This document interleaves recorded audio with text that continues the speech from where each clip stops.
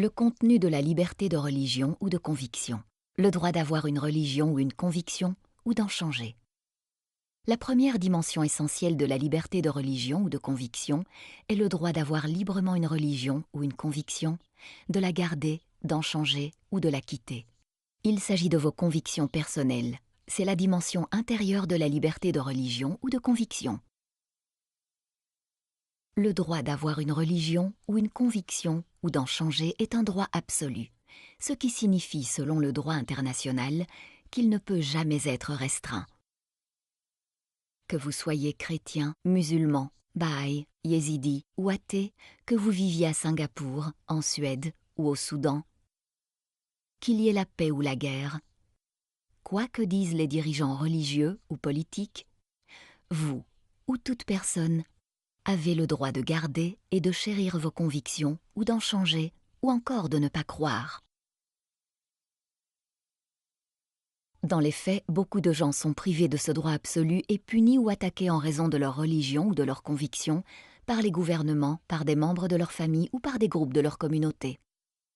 Certains gouvernements interdisent certaines religions ou convictions. Le Falun Gong est une forme de croyance et de pratique bouddhiste qui est interdite en Chine. Les pratiquants du Falun Gong ont subi emprisonnement, torture et travail forcé dans des camps de rééducation dans le but de les obliger à abandonner leurs croyances. En Érythrée, seules 4 religions sont reconnues par l'État. Ceux qui pratiquent des religions non reconnues, comme les chrétiens pentecôtistes et les témoins de Jéhovah, sont confrontés à de lourdes peines. Les exemples les plus courants de violation du droit d'avoir une religion ou une conviction sont peut-être les crimes de haine pour lesquels les victimes de violences sont visées en raison de leur identité religieuse ou de leur conviction. C'est parce qu'elles sont une religion ou une croyance particulière qu'elles sont attaquées. En France, les crimes de haine tels qu'agression, harcèlement ou dommages criminels envers les musulmans ont augmenté de 250% en 2015, avec 336 incidents recensés. Et le niveau des crimes haineux envers la communauté juive est resté élevé avec 715 crimes haineux signalés. Dans certaines parties rurales du Mexique, des chrétiens protestants ont été victimes de violences ou chassés de leurs terres par les dirigeants communautaires qui souhaitent voir conserver la religion traditionnelle catholique. Dans de nombreux pays, l'identité religieuse, l'identité nationale et l'identité de l'État sont étroitement mêlées. Ainsi, les minorités religieuses et les personnes qui quittent la religion de la majorité, notamment les athées, risquent d'être considérées comme des personnes déloyales envers la nation, voire même comme une menace pour la sécurité nationale. Le droit absolu de quitter une religion ou une conviction est souvent négligé. L'Indonésie dispose de lois sur la liberté de religion.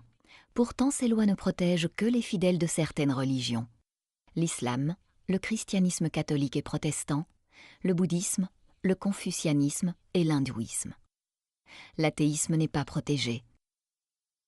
À 30 ans, Alex Han, d'origine musulmane, a purgé une peine de 2 ans et demi d'emprisonnement et a dû payer une amende de 11 000 $ pour avoir écrit « Dieu n'existe pas » et avoir créé une page athée sur Facebook.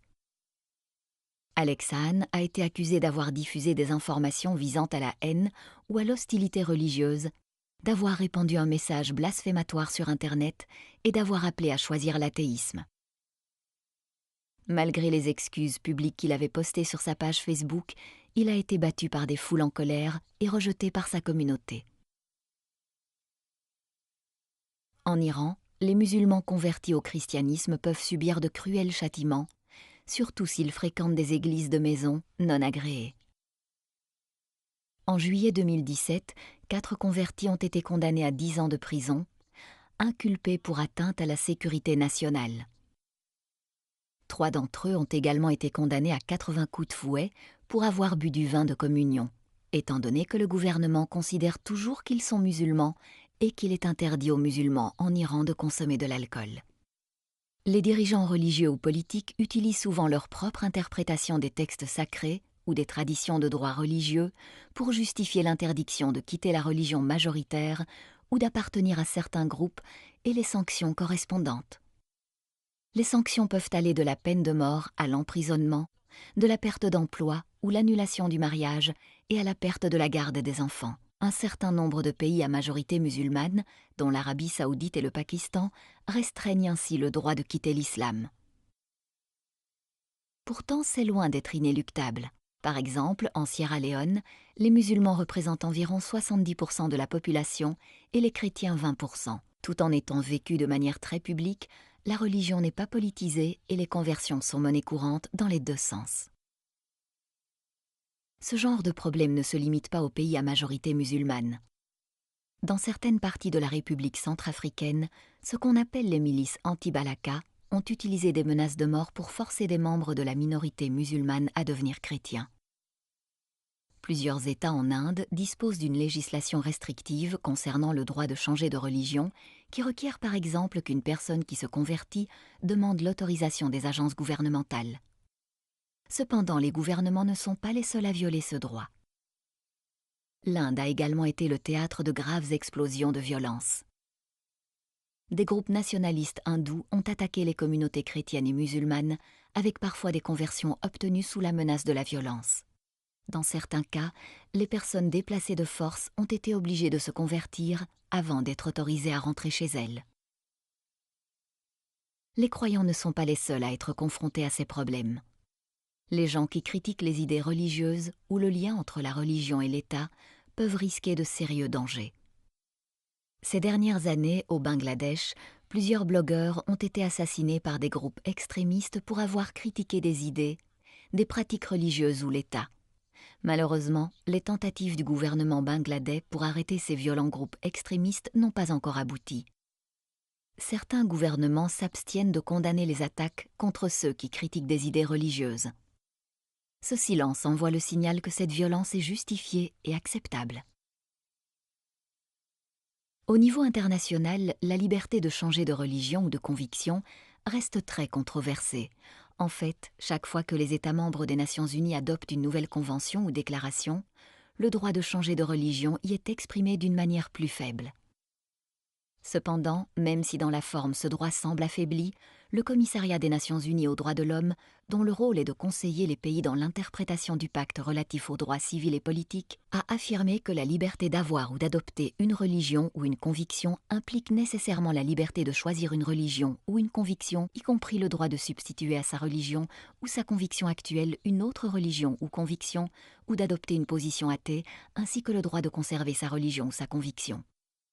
En résumé, le droit d'avoir une religion ou une conviction ou d'en changer est absolu. Il ne peut être limité sous aucun prétexte.